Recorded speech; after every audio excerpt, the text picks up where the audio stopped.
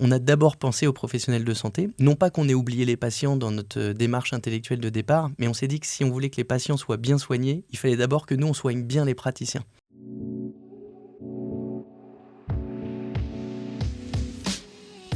Bonjour Alexandre Marié. Bonjour. Merci d'être ici. Vous êtes là pour célébrer, si je puis dire, les réussites de la santé auxquelles ce podcast est dédié. Je suis très content de vous recevoir. Peut-être un mot d'introduction pour dire qui vous êtes, avant de vous donner la parole. Vous avez créé des centres dentaires, je pourrais dire plutôt des centres de santé consacrés aux dents, puisque votre première valeur est de dire, et je vous cite, on ne soigne pas seulement les dents, on soigne les gens. Ces centres portent le nom de Vertuo. Ils se situent souvent dans les centres commerciaux, là où nous passons spontanément. Alexandre, je commencerai par une question rituelle. Si vous deviez compléter la phrase « J'aurais vraiment réussi quand », que diriez-vous ? D'abord, merci de me recevoir. Pour cette question rituelle, je dirais que j'aurais vraiment réussi quand les gens viendront chez Vertuo en sachant exactement ce qu'ils vont y trouver. Et ce n'est pas encore le cas aujourd'hui. Je voudrais que quelqu'un qui se rende chez Vertuo soit convaincu qu'il va trouver une offre dentaire de qualité dans un environnement extrêmement humain. Si on devait définir aujourd'hui la philosophie des centres Vertuo, comment est-ce que vous la présenteriez ? Chez Vertuo, on a d'abord une approche clinique très précise. On ne soigne pas les gens de cette façon chez Vertuo parce qu'on a toujours fait comme ça, mais parce qu'on sait qu'il est scientifiquement prouvé que ça fonctionne. L'autre chose, c'est qu'on pratique une philosophie de traitement minimalement invasive. C'est-à-dire qu'on ne va pas extraire les dents s'il n'y a pas besoin. On ne va pas poser des couronnes sur des dents qui, de toute façon, sont trop délabrées et pour le coup, il faudrait les extraire. Et puis enfin, on est sur ce qu'on appelle la décision médicale partagée avec le patient. Moi, j'invite toujours les praticiens à expliquer avec des termes simples aux patients leur plan de traitement. Parce que quelqu'un qui a compris, en fait, c'est quelqu'un qui adhère au plan de traitement et qui va suivre son praticien dans la durée. Quand on vous entend, Alexandre, on a vraiment l'impression que vous avez beaucoup réfléchi au bien-être des patients, mais on a aussi l'impression que vous avez beaucoup réfléchi à ce qui permet aux professionnels de santé, aux dentistes en l'occurrence, d'exercer dans les meilleures conditions possibles.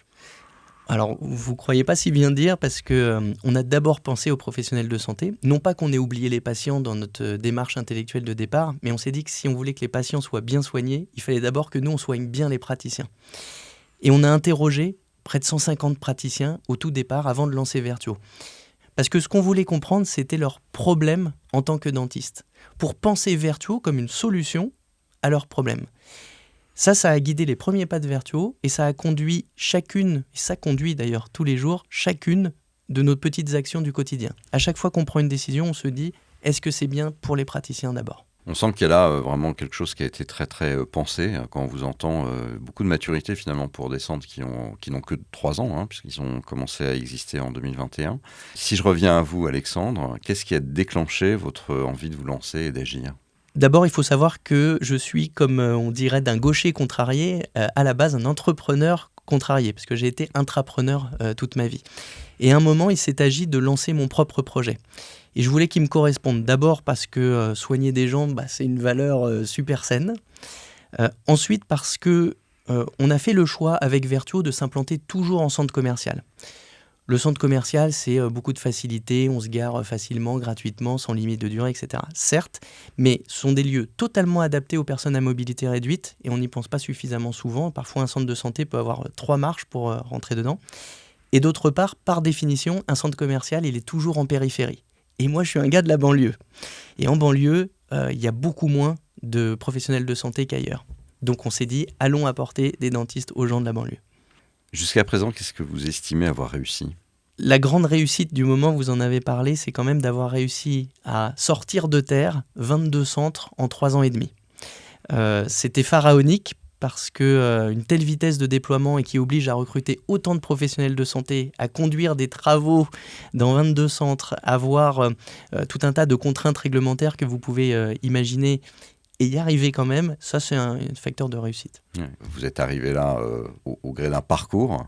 Sans revenir sur la totalité de ce parcours, il y a probablement eu précédemment des réussites, peut-être des échecs aussi, qui vous ont donné envie de faire les choses différemment et de réussir Vertuo. En fait, je me suis aperçu relativement tard dans ma carrière que pour conduire un projet et mener un projet à bien, il fallait partir du problème des utilisateurs.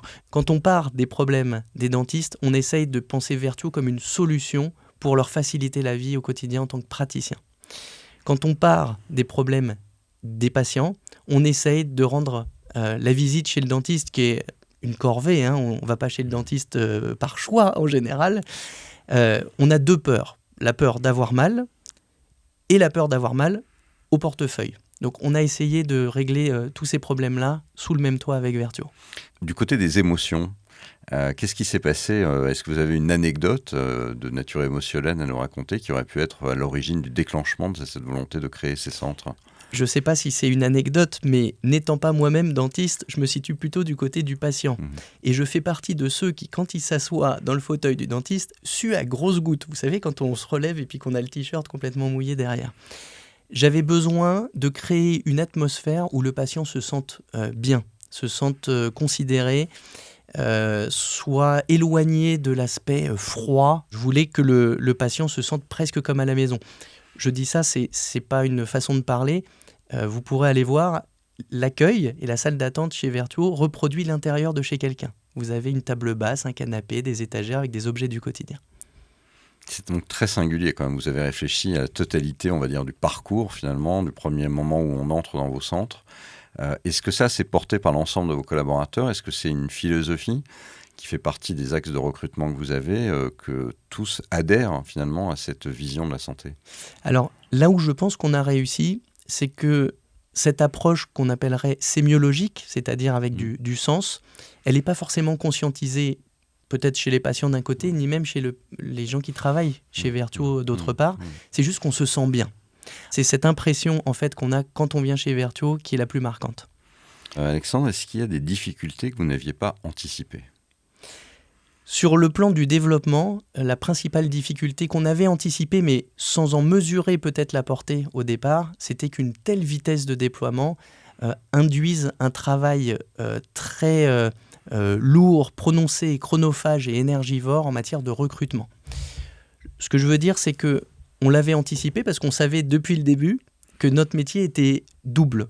On faisait de la dentisterie, certes, mais on était aussi une agence de recrutement parce qu'on ne pouvait pas créer 22 centres en 3 ans et demi et recruter des dentistes, des assistantes dentaires, des secrétaires médicales, des responsables de centre, sans parler des gens au siège, et que ça se fasse en un claquement de doigts.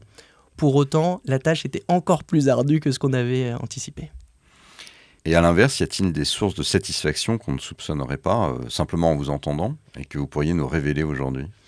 Vertuo, ça fait référence au cercle vertueux. Une chose positive entraîne une autre chose positive. Moi, j'ai toujours estimé qu'on passe tous trop de temps au travail pour s'emmerder au travail et qu'un des rôles de l'employeur, c'est de faire en sorte que les gens soient heureux au boulot. Vertuo, c'est le cercle vertueux au sens où mon travail au quotidien, c'est de faire en sorte que les gens soient bien et soient heureux. Parce que s'ils sont heureux, ils vont bien s'occuper des patients et rien ne pourra les rendre plus heureux que de voir les patients heureux. Et la deuxième chose, c'est que Vertuo, ça vient du mot vertu. On veut bosser avec éthique et morale, donc on a besoin de gens qui se retrouvent dans ces valeurs-là aussi au quotidien. Alexandre, merci beaucoup. C'était passionnant de vous écouter. On est impatient de savoir comment tout ça va évoluer. Une dernière question à vous poser. Votre prochaine réussite, ça sera quoi ?